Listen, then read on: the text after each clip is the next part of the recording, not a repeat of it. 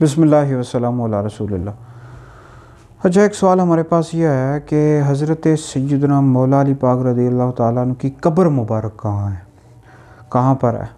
تو اس حوالے سے یاد رکھیں جی، مختلف اقوال لکھے ہوئے ہیں تاریخ کی کتابوں میں، البدایہ والنہایہ، اس طرح تاریخ مدینہ، تاریخ طبری اور دیگر جو تاریخ کی بڑی کتابیں ان کا اگر آپ مطالعہ کریں تو اس میں لکھا ہوا ہے، بعضوں نے لکھا ہے کہ مولا علی پاک رضی اللہ تعالیٰ عنہ کی جو قبر مبارک ہے یہ کوفہ کے قبرستان میں ہے، بعضوں نے لکھا ہے کوفہ کی جامع مسجد کے پاس ہے۔